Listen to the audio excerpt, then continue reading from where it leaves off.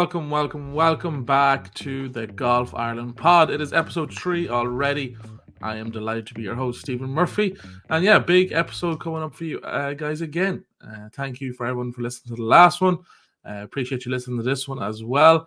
And yeah, big episode ahead. We are recapping all the action from the Flogas Irish Women's and Girls Amateur Open Championship that took place at Woodbrook at the weekend. We are chatting to Pat Murray this week as well, getting to know him a bit better, and looking ahead then as well to the Irish Seniors Men's Open Championship, which is taking place this weekend too. I hope everyone is well listening. I hope that you got out golfing over the weekend, and I hope that it was a bit better weather where you were than it was here where I am in Galway. A bit of a rainy Saturday, so no golf for me at the weekend, unfortunately. But hopefully this weekend will be better. And maybe during the week, we'll see. But yeah, let us look back and recap some amazing golf action. We'll turn our attention to Woodbrook, where we saw the Flogas Irish Women's and Girls Amateur Open Championship, and we have a back-to-back winner, which is absolutely fantastic. Lorna McClymont defends her title and goes 16 under par for 3 rounds. Absolutely dominant golf. A course record in round 2, a 67-7 under, par 74 around Woodbrook. She shot 68 in round 1, 67 in round 2, and in round 3 she shot 71, which is absolutely fantastic golf to finish 16 under for 3 rounds, which is very, very impressive. Second place and keeping it tight the whole way was Beth Coulter. She finished 13 under after rounds of 68, 70, and 71. And Jessica Hall, who were all in that final trio, finished third place on 11 under after rounds of 71, 68, and 72. A fantastic golf on display. I've seen the highlights. I've seen a few clips, and the ball striking on display was absolutely outrageous, as well as the short games and putting around an absolutely glorious looking Woodbrook. I must say, it made me want to go out and play some golf in the sun. They had fantastic weather for that Sunday round. And it was absolutely, it just looked absolutely glorious. So congratulations, obviously, has to go to Lorna McClymont for defending her title. Not very easy to do at all, and she did it very, very impressively. The top 5, last week's guest, Kate Lanigan, a very, very impressive 6 under par for her weekend with rounds of 71, 71, and 74. Kate went in, obviously, as she said last week, with very little expectations. And just kind of wanted to get back into the swing of things, no pun intended. And she absolutely did that. 2 opening rounds of 3 under, absolutely fantastic. And a 74 battled on the last day to finish in 5th position. She'll be very happy with that, I'm sure, going into the rest of the golf season. And Olivia Costello, who finished in 4th place, an extremely impressive 9 under par with rounds of 72, 69, and 72. She also took top spot then in the girls' standings. So she won that by 6 shots ahead of Emma Fleming, who finished in 2nd place, or tied 2nd place, should I say, on 3 under after rounds of 76, 72, and 71. Great fight back after her opening round. And then tied 2nd was also Marina Joyce Moreno, who shot 73, 72, 74. So that was your top 3 in the girls. Kate Dillon finished 4th. And Anna Abom finished in 5th place. So absolutely fantastic weekend of women's golf, women's girls golf.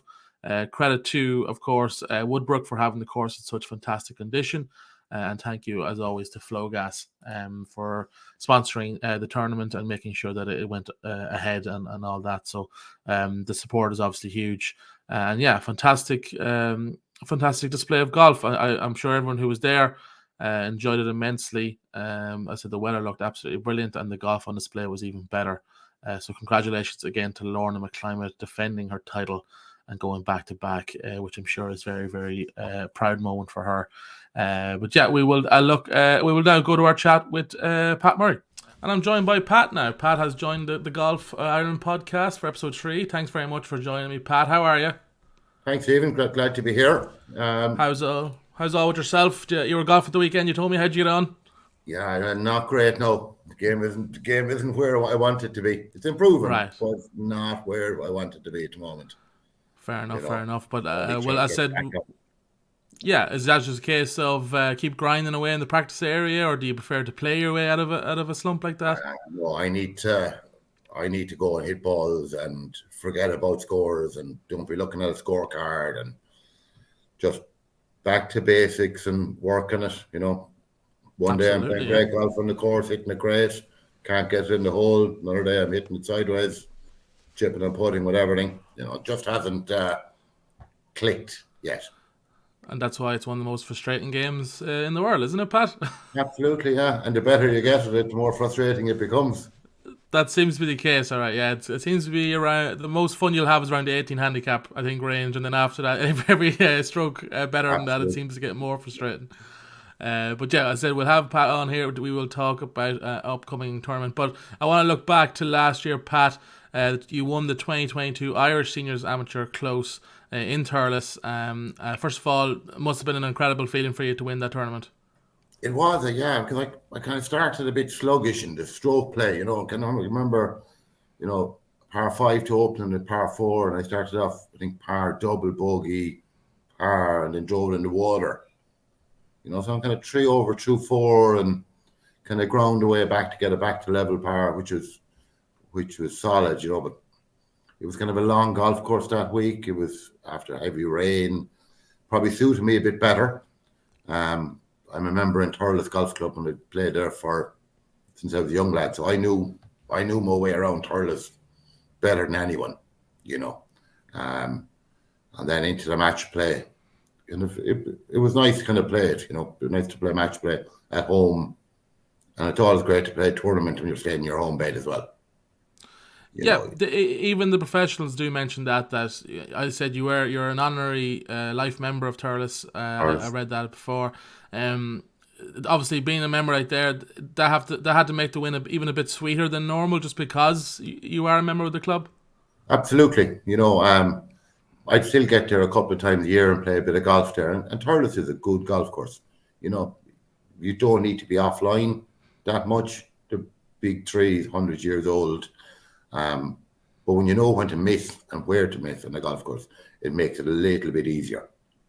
Yeah, I want to dig into let's dig into the course knowledge, because I think we hear course knowledge and we just think, oh, what the hole is like, what the hole's next, maybe what clubs to hit. Can you bring us to a bit of a deeper dive on that? Is there more than just your typical amateur would know about course knowledge, especially with a course you're so familiar with? Especially on the course you're familiar with, like there's certain holes that when you stand in a tee box, it looks like it's a 2-iron or a 3-iron or something off the tee box. But after playing it loads of times, you know that maybe you can hit driver and you hit it over the corner and it looks like you're in trouble, but you only have a wedge in your hand, maybe from light rough. Where if you've only played the course once, you might necessarily see that. Like the 12th hole in Thurles is one of those holes that looks so tight and so narrow, and you can hit 3 or 4-iron down into a corner and maybe hit 8-iron or 7-iron in, depending on the wind, into a narrow green. But knowing it, you can stand up and hit driver out over the corner and you have a 70 or 80-yard pitch into a slopey green. Makes a big difference. Turns it from turns it from a par hole into a potential birdie hole as well. Yeah, does that give you then more confidence when you are swinging the driver, knowing that information? Does it almost free you up a little bit? It does, certainly, yeah. When you know your way around and you know where you can miss it. Where if you're standing up there, even knowing that you can do that, if you haven't done it 100 times before, it makes it a lot more difficult to do it. Just because you see somebody doing it doesn't make it any easier. You need to have done it and hit the bad shots and realize, oh, maybe it's not that bad after all. Likewise. Yeah. Right. Are you aware of that course knowledge when you're playing? Are you saying to yourself, like, I have that advantage over some of these guys? Are you using that as motivation? Absolutely, you are. Like 13 in Thurles is another example. You hit it down the middle of the fairway, turn a little bit left. It's a hard dog leg around the corner. You can't go for it in 2. Where you can stand up and hit it right side of the fairway or even right rough. And if you're in the right rough and you have a light, you can go for it in 2. But if you're on the left side of the fairway, you're blocked out. So you have that kind of knowledge is a plus. Like you're hitting on the right side of the fairway. If it goes in the right rough, grand. You're never hitting in the middle of the fairway. It's fascinating that in the course knowledge. You have won both the men's close and the seniors close, which is absolutely fantastic. It must be an achievement you're so proud of, purely because it has to show an amazing level of consistency. Yeah, I love the competition element anyway, but and it's grown with my first win. It seems like forever ago.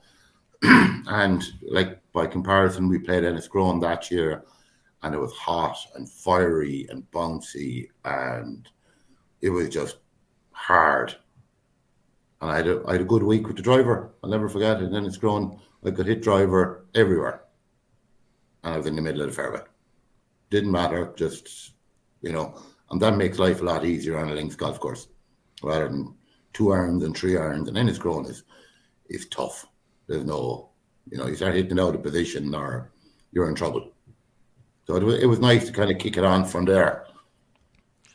You mentioned the competition aspect of golf. What is it about the competition that gets you so fired up? Is it a case then when you're playing just casually? Sometimes is it there's no competitive edge there to keep you going? Oh God, no, I just like the higher end competition and different. Like even on a regular 4 ball, there has to be a few quid in it. There has to be some bit of a element of a little bit of a bite. Otherwise you're only out. Otherwise you're only out for a bit of walk and a bit of a fresh air. Which is grand too. Certain days after work, you want to play a few holes and relax. It's easy for me to jump out here in Tramore, play a couple of holes, 10 or 11 holes, and away you go. But you need something. You need something just to focus the mind, and otherwise you just fall into bad habits in your preparation. You can sit back and you can prepare for everything you want. If you're playing a couple of holes and you're picking up gimmies from 3 and 4 feet, you need something there that just kind of puts you in that tournament position all the time.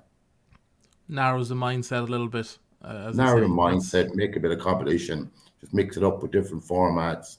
But I think there's something nice about going to an event and competing. As I said, don't really know where my game is at the moment. It's getting better. It just needs some small little thing to click, or cup hole a few putts early in a round, get a bit of momentum going, then you're off. Otherwise, it's a grind, and you'll go out, like the days there, you'll shoot level par, and you'll kind of go, oh, that could have been 65.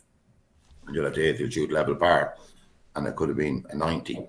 And you're absolutely, I could be absolutely exhausted from it, so. Which feels better, shooting the 70 that should have been a 65, or the 70 that should have been a 75? I think if it's over a few days, you want to shoot your 70 easy. You don't want to be spending your day looking in the trees for golf balls and hacking it out and getting up and down. If you're going again, you're either going again after lunch or you're going again the following day, and it takes a mental toll on you. Yeah, it seems to be exhausting, as you say. If you're grinding for 4 rounds or 3 rounds, that's tough. And if the weather is poor and it's grind, and then it becomes physical and mental. You want to make the game as easy as you can. Yeah, stress free when possible, I think is exactly. a great. Yeah, it's not always possible, but when it is possible, fantastic. Yeah. You mentioned switching formats. Obviously, some of the tournaments you play are a mix of stroke play and then match play.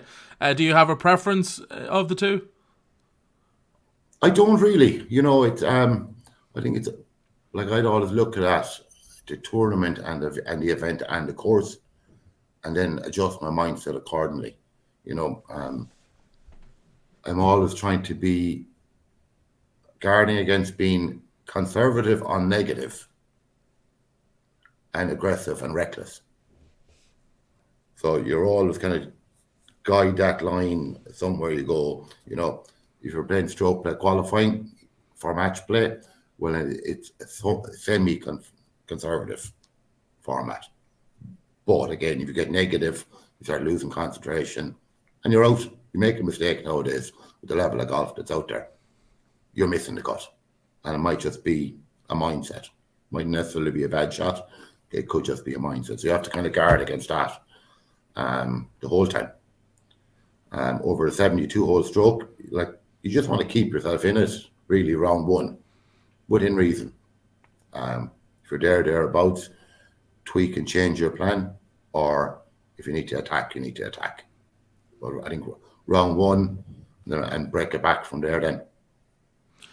Is it tough to change the mentality then between stroke play and match play? Like if your first 2 rounds are stroke play, is it tough to switch to match play, sort of, ultra competitive mode? Not really, no. Match play is an easier format to probably play. You're destroying one hole rather than destroying a tournament. I think that's where the main difference comes. So what? Go for something, take on a mad shot, lose a hole, take 7, doesn't make any difference. Do that in the stroke play and you're gone. You're getting ready to pack your bags and get into the car again. Save yourself some time. Yeah, it's a long, lonely drive when you're after doing that. Yeah, I'd imagine so. Do you play the man? Do you stick to a strategy that you have in match play? Is there a difference? Where possible, I've always tried to play the course as such. No, that sounds a kind of simplistic way of doing it. I have my plan how to get around the course A to B and so forth, but the plan will change in an instant if someone hits it in the water or hits it out of bounds. So in theory, yes, you're going out to play the course. But if I have a shot that needs a driver off a tee, I know everything in front of me is after hitting it down the road. Change the plan. You have to be smart as well. Yeah. You're playing the course with a smart plan on the opposition. Yeah, absolutely. Let's look ahead to this week, Pat. It is the Irish Seniors Men's Amateur Open Championship. It's been played at the Hermitage Golf Club in Dublin. First of all, talk to me about what this tournament means to you personally and just what it means in general, where it lies in the landscape. It's my first time playing in the Stroke Play Open. I know Hermitage Golf Club. I'm not hugely familiar with it in that I would have played it maybe a handful of times over the years. So I have a general idea of where it runs, but tomorrow's practice round will be really about what I can hit off tees and what lines I can take. It's a very tree-line course and it's pretty tight in spots. So I'm lucky enough where I'm coming from here in Tremor, we've tree-lined and we're tight and we've similar dog legs. So a lot of my practice has been here playing golf. 9-10 holes every evening after work, get out and get a feel for the course here. So I've been working more on building my game from the tee box to the fairway to the green rather than looking at it from the green back. Where Turles, I was able to look at it, the green back, because I knew it so well off the tee. I don't necessarily know it as well. I know there's a few dog legs in the back 9 and this, so I don't really know the course as well from the tee to the fairway. So a lot of my concentration tomorrow will be from the tee, getting the ball into a position where I can play it from. Whether that's a conservative approach in certain holes or an aggressive line on others. That's where the practice will be built into it. Hermitage is a good golf course. It's not going to give you anything. Whoever wins this weekend is going to play good golf. They're going to hit the ball in the fairway. They're going to keep it on the right side of the greens as well. A couple of spots where you don't get short-sighted and they will be quick. So the Hermitage will be a good test this week, and looks like the weather is going to be decent. Might be a little windy, but it'll be a good test. We've asked previous guests, some people love when the weather kind of gets crappy because they feel like their game kind of rises to it, and it also, it's obviously disheartening for the people. Are you that same way? Do you don't mind a bit of bad weather, or do you feel like you play your best kind of in the good conditions? It doesn't bother me. It's kind of, look, if I was playing golf here in the evening and I wanted to play 9 holes and someone said it's raining, I'm not going out playing golf. But you're at a tournament, you're there. If it blows, it blows. If it gets wet, it gets wet. If it gets hot, you're playing golf in Ireland. You just got to be expecting everything and be prepared. I'll be going up there. I'll have shorts with me. I'll have rain gear with me, and I'll have mittens in the golf bag. Yeah. I just hope that whatever blows in and comes in is kind of fair.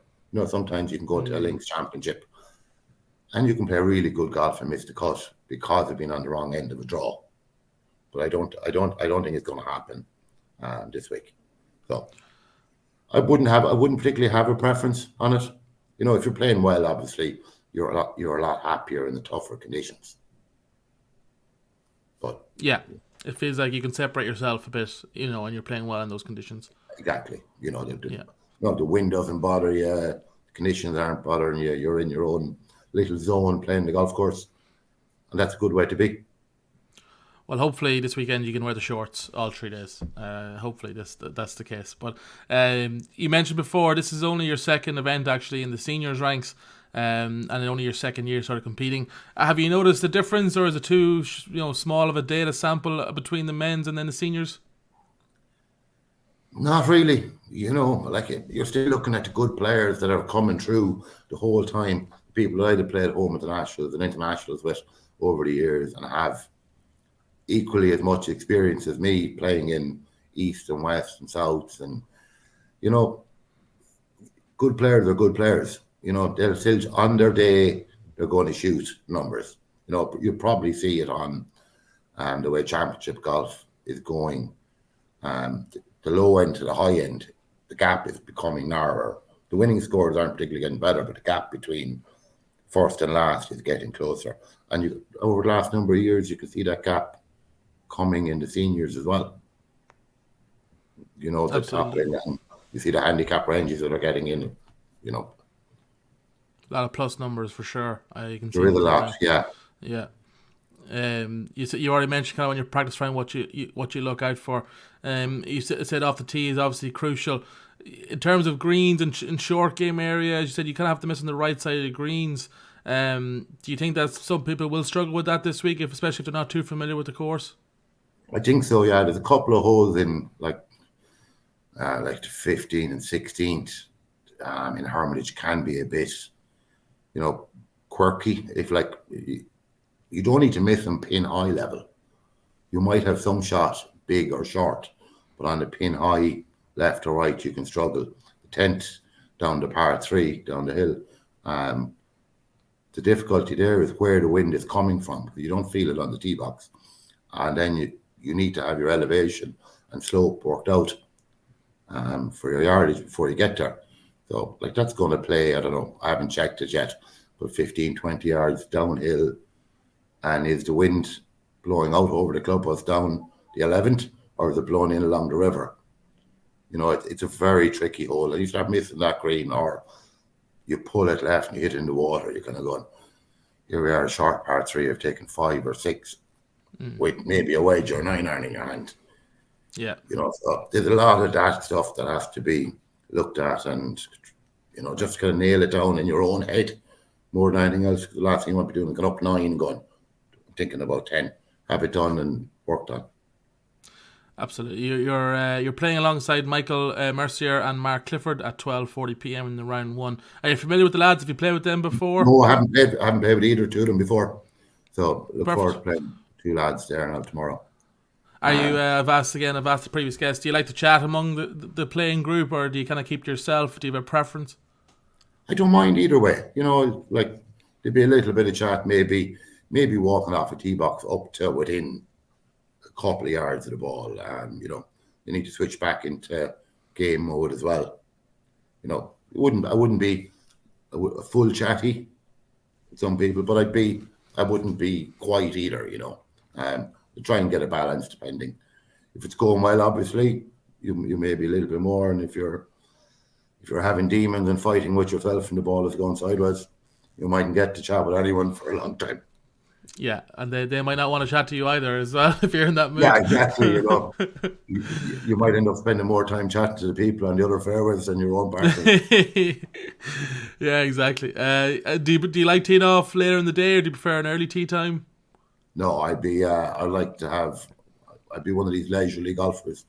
Get up, have my breakfast, have a coffee, do my kind of bit of thought process, and get to the course then. Do a bit of practice, warm up, stretch, hit a few balls, ease into it. you know. But again, it's all back to kind of the mental preparation of it, you know. Given the tea time, the 11, 12 o'clock, perfect when it's one round. 8:40 the following morning, I think you know, yeah, okay, I'll be ready for it. You know, you eat at a certain time, you go to bed at a certain time, you get up at a certain time. That's just the conditioning you get into over the years. You know, we've all been there. We've all had 36 holes. I remember the first year I went to Enniscrone. I think it was tea times at 6:30 or 7 o'clock in the morning. And I can remember being in the range hitting balls in darkness. You know, people say, "Oh, it must be lovely to be watching the sunrise." You're kind of going, "No, no." Yeah, I'll Google image search picture of the Yeah, sunrise in exactly. bed. Yeah, Yeah. you don't need Yeah, that's fantastic. Look, you're down at Tramore Golf Club. Tell us a bit about the course. If anyone isn't familiar, what would they expect if they went down to play around? Tremor, we were lucky enough that we had the Irish finals here last year with the men's and ladies, the senior and the Barton, the junior. Great success. You know, it's Tremor is a driver's golf course. You hit the ball and play, you have a chance. Big greens, nice runs off. And the greens are always quick as well, you know. Parkland by the sea with a breeze, you know. It's a strong golf course. For any golfers out there, you shoot level par, you've done well. You know, not excessively long on the par threes, good strong irons. All par fives are in range if you hit two good shots. Real risk reward golf that you're carrying over water or cross drains or hit it on the green. You've hit two good shots in the par five. So well worth the game, strong course. Fantastic. Well, Pat, we'll leave it there. Thank you very much for joining us. A reminder that the Irish Senior Men's Amateur Open Championship is on this week at Hermitage Golf Club. If you are around and want to see some fantastic golf and support the likes of Pat and the other golfers, make sure to get down to Hermitage. And Pat, we wish you the best of luck this week, and thank you very much. Thanks, Stephen. Look forward to seeing you tomorrow. And thanks again to Pat for joining me. As always, great to chat to some golfers. Pat's very knowledgeable and always fun to talk to. So yeah, as we were already talking about this week, big event on the Irish Senior Men's Amateur Open Championship is taking place at Hermitage Golf Club in Dublin. A beautiful golf course and home of our last week's guest, Kate Lanigan. And as Pat was saying, you need to be accurate off the tee this week. If you're accurate off the tee, you will give yourself chances to score. And missing in the right places as well on the green, which always I think leads to good golf when you have to be accurate and precise then with your irons. So should be some fantastic golf on display this weekend. Pat tees off at 12:40 p.m. as mentioned, alongside Michael Mercier and Mark Clifford. And then the second day he is off, I think, at 8:40 a.m. A nice early start on the second day. Looking back to last year's event, Jodie Flanagan won last year on a score of 9 over par. Conditions must have been very tough last year, as the scoring reflects. Second place was Carl Bourneman on 10 over, losing out by one shot. Colin Jones came in third place on 12 over, and then there was a tie for fourth between Jim Carville, Stephen Jensen on 13 over, alongside actually Steve Graham as well. So three tied there at fourth place on 13 over. I was looking at some of the average scores and holes, and I think the hardest hole in the golf course averaged nearly a stroke over par, which is absolutely crazy, especially with golfers this good. As Pat was saying, a lot of plus handicaps in this field this week, which is absolutely incredible. It shows the standard of golf on display. If you are around this weekend, the tournament kicks off Wednesday, May 24th, and runs to up until Friday, the 26th. You definitely get down to Hermitage if you can. Weather's giving okay so far. But as Pat said, he has the shorts and the wet gear packed. Maybe you should do the same if you're going, just to be safe, as it is Ireland and you can never trust the weather forecast.